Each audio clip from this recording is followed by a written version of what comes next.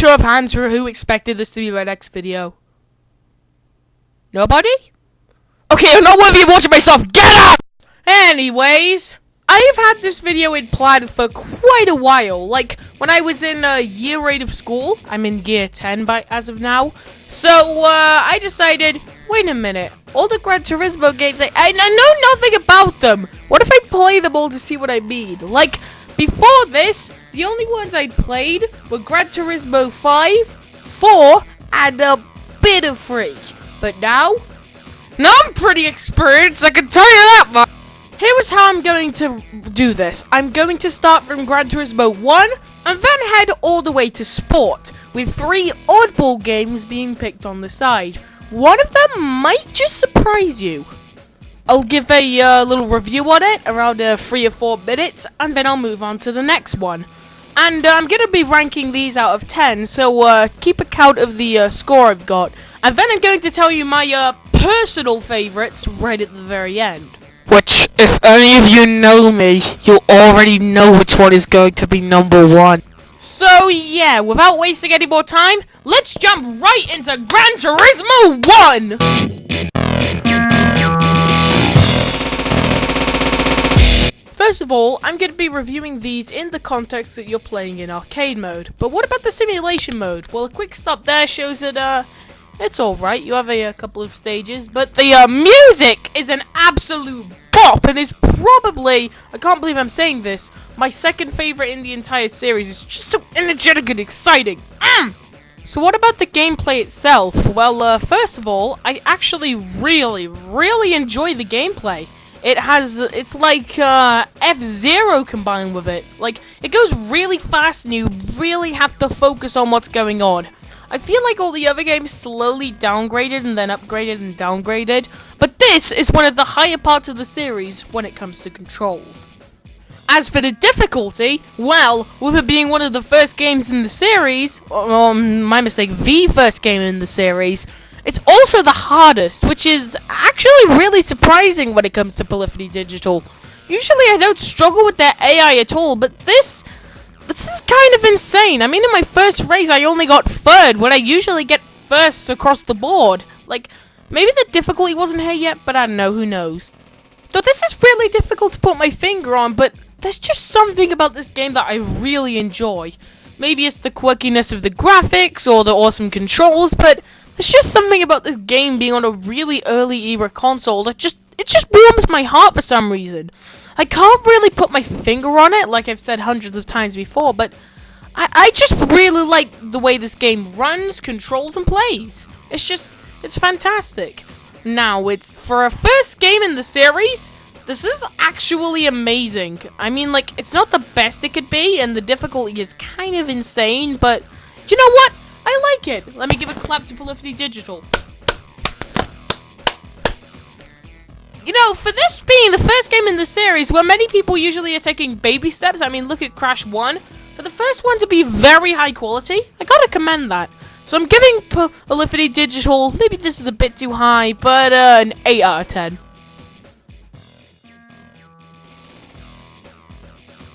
So, with the baby steps, if you can even call it that, with the game covered, it's time to talk about Gran Turismo 2, which is what a high majority of the fans consider to be the best in the series.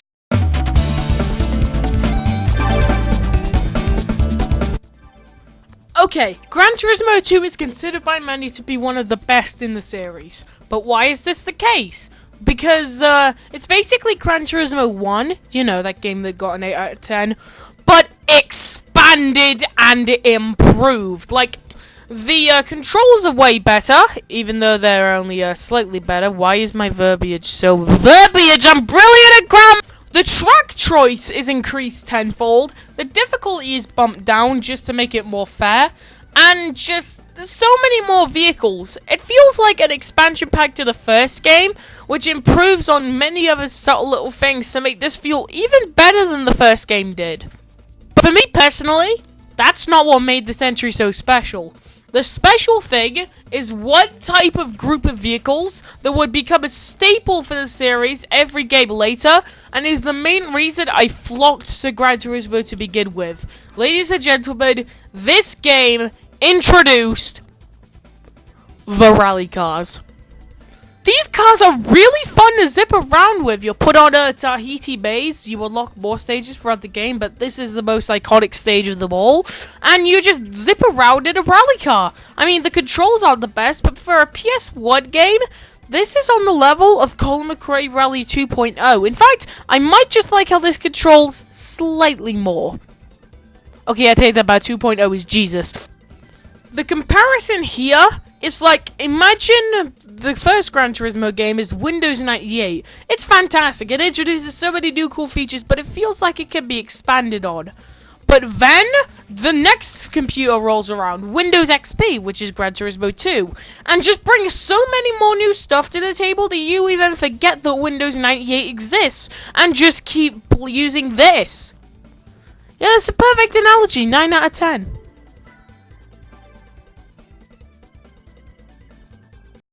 Alright, let's move on to the next one. What the hell? What is this? I guess I have to play it. But first, we need an explanation. Cue the dramatic music! So, around the time that Gran Turismo 3 was going to be released, Polyphony Digital in Japan had a little press conference where they would let all the viewers play this one game for free. They'd even let them take the copies home. Now, there is very little to this compared to the other games, but it's a really interesting collector's item, and many people consider to be the holy grail of collectible racing games. Like, it is insanely rare. Only like 60 copies exist online. So, I guess it's time for a solo cat. Gran Turismo 2000. Gran Turismo 2000 is an interesting video game because only the physical copies run at full speed. The emulated copies are actually very slow, so sorry if this footage looks pretty bad, but there's only one stage and one car you can actually drive that stage on. Even the computer players don't change. It's that city stage from the first couple games, and there isn't actually any finish line. Instead, there's a 120-second time limit, which at the end just plays a replay and then boots you back to the main menu. It's not exactly as much as a video game as it is an E3 tech demo, but, and this is a big but, it has become the rarest racing game of all time, potentially. So I'm not gonna give this one a rating, and I'm not gonna count it in the end reveal. I'm just baffled that it even exists. Enough of the chit chat. Gran Turismo 3.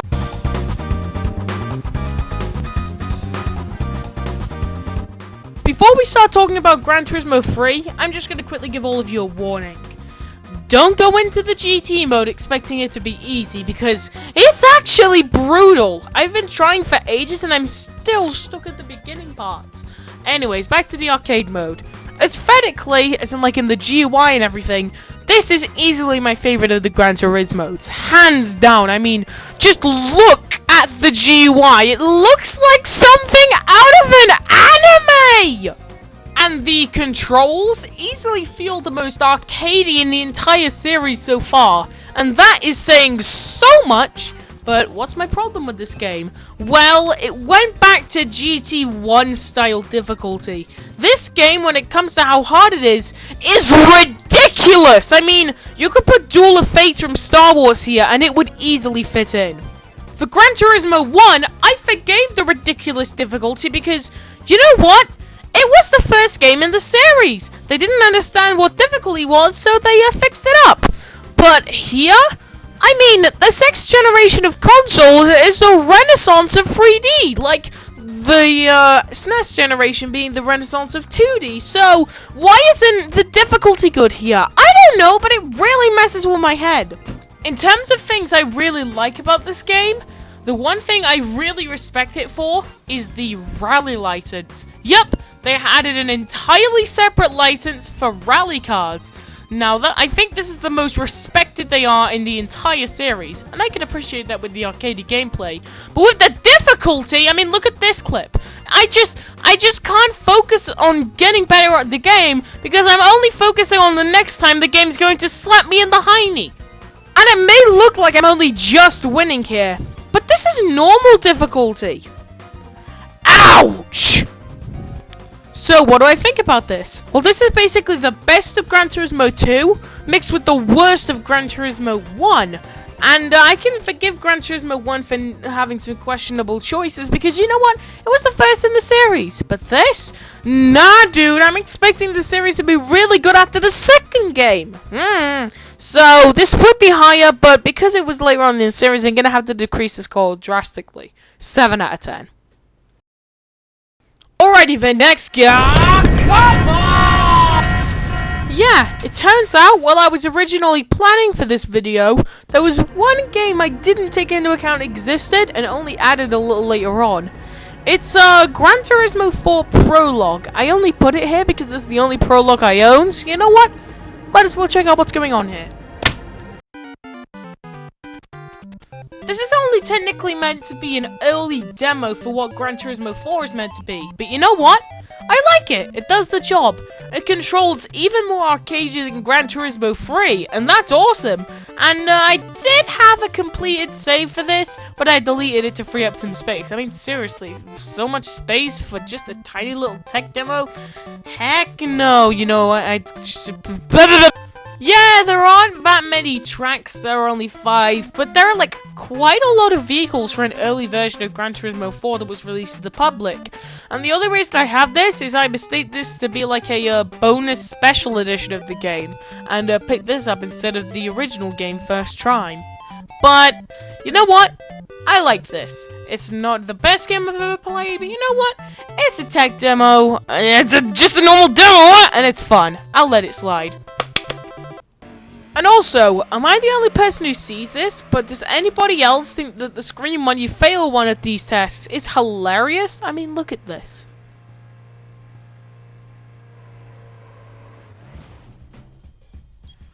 She's dead!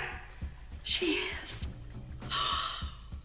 These are the moments that make life worth living. My God, man, that was hard! Now then, Gran Turismo 4 is considered by the other big majority to be the best in the series. When it comes to people who play Gran Turismo games, there are 3 groups of people. One that consider Gran Turismo 2 to be the best in the series, one that considers Gran Turismo 4 to be the best in the series, and one full of idiots that think Gran Turismo 2000 is the best in the series.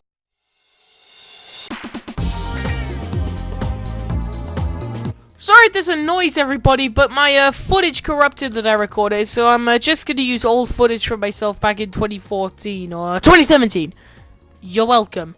Anyways, Gran Turismo 4 is what many people consider to be a total joy, and I can see that. It was in the exact midpoint that many people consider that Gran Turismo 4 was the series' peak. It couldn't get any better than this. And for these graphics to be on a PS2, just the sort of control and the visuals and the gameplay, it was near unmatched. In my personal opinion, Gran Turismo 4 is really good, but still not my favorite in the series. But I can see why people love it. Now, I personally think that the controls took a slight downgrade from Gran Turismo 3, but it's not that noticeable. What can you do? It tries to be more slightly simulatory, which you can all see that sort of thing in the gameplay, can't you? If you want an arcadey experience, play Gran Turismo 3. If you're really good against difficulty, play Gran Turismo 3. If you really want a simulation game, play Gran Turismo 4. They all have their sort of benefits. Yeah, Gran Turismo 4 is easily the most popular choice in the entire series. And I personally feel like people pick on it because most of them had it as their childhood because, well, this game was released in 2005, when most teenagers today were becoming what they are now. So most of the kids growing up right now, if they were into Major League Racing games, would have played Gran Turismo 4. That's a huge scale. When it comes to charm, personally I think Gran Turismo 4 knocks it out of the park. It's a late PS2 game, and it knows it. So it pushes the boundaries of what the PS2 is capable of, while also packing in a bunch of charm to it. I mean, look at the car selection. You can't because the footage is corrupted, damn it. So yeah, many people consider this to be the peak of the series. And you know what? I can understand their reasoning. It's not my personal pick for a Gran Turismo game, but personally, I see where everybody's coming from. And to not make everybody scream at me, and because I genuinely think this is a fantastic game, I'm gonna give it a 9 out of 10. Smiley face. I wonder what's next. Hey, you! No! Bad boy! Bad boy! Shut up for a second. What, this is the last one? Okay, you know what, I'll tolerate it. I'll tolerate you just this once, little Okay, let's get this over with. Yeah, this game is technically part of the Gran Turismo canon, but many people tend to forget that it exists. So I'm going to include it here, and I'm also going to include it in the final run-up. So if anybody's kind of salty that this is placed somewhere on the list to waste more time, I don't care. Let's jump into Gran Turismo for the PSP. This one is interesting, as it takes its own approach to everything. Like, instead of having normal dealerships, every couple days in the game, there are 4 different dealerships that are available, and you can pick from a select amount of cars from there. Now, you may think this would be annoying for 100% completers, but come on, it gives you more variety through the cars, and makes you respective of the ones you would never think about before, so that's neat.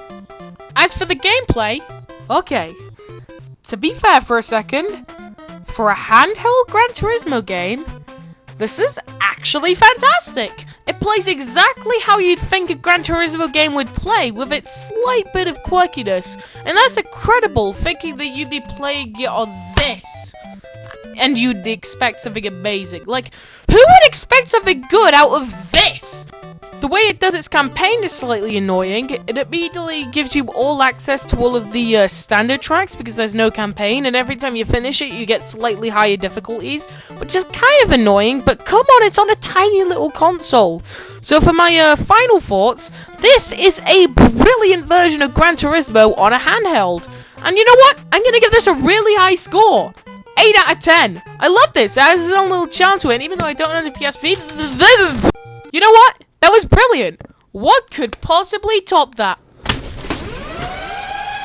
I am having a heart attack!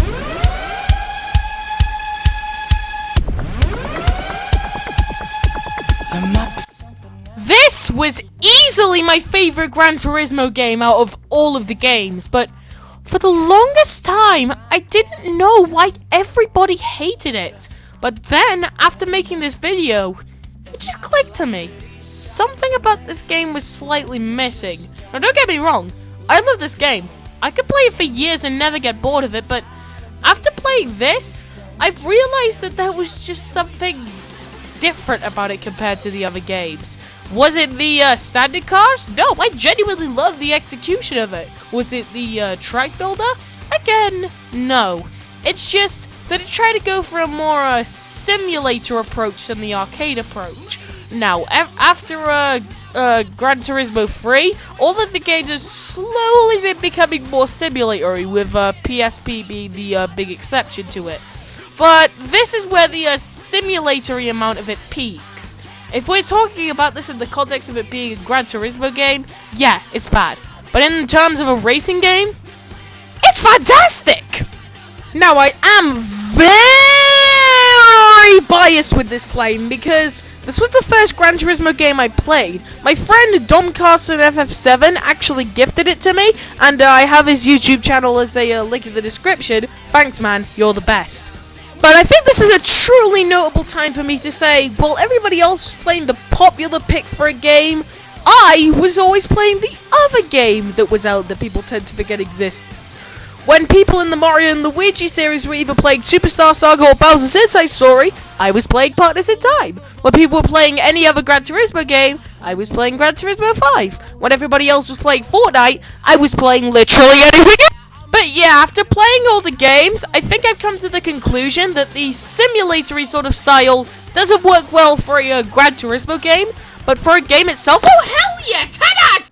Yeah, now would be the point where I talk about Gran Turismo 6 and sport, but sadly, Gran Turismo 6 is a scratch from my brother playing it all the time, and Gran Turismo Sport is a PS4 exclusive, and I don't own a PS4! I'm very relatable! So yeah, that was all the Gran Turismo games I'm able to review.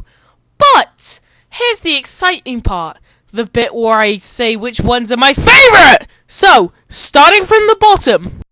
Okay, the first couple are easy. Number 6, Gran Turismo 3. It just doesn't really tend to appeal to me. Number 5, Gran Turismo 1. Yeah, I really enjoyed it, but with Gran Turismo 2 existing, there's not really any reason to go back to this one. Here's where it gets a little more tricky and debatable. Number 4, Gran Turismo 4. Yeah, I didn't really grow up with that much, and it's kind of fun, but there are other entries I like more. Number 3, Gran Turismo PSP. Oh yeah, I can already hear the hate comments. Haha, this is fun. It's just, this is a handheld version of the game, and it's on par with the console versions. What's your problem with this? Now, number 2 is Gran Turismo 2. Yeah, it's the big game of the series, the one everybody looks up to and wishes they were. But personally for me, I have to give number 1 to...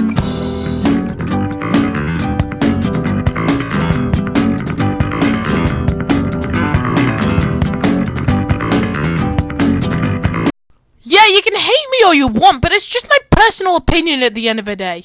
Anyways, thanks for watching, everybody, and if you did enjoy it, please don't forget to like and subscribe. I may sound like a seller, but I really need these videos to get around. And if you truly think this should be something framed on the wall, please share it to other friends. It may not sound like a common phrase, but I really need these videos to get around. And make sure to tell those friends to share it to their friends, so it makes a chain. But until next time, thanks for watching, everybody, and here's my daily Fortnite roast. Fortnite? You mean wasted life? Ha!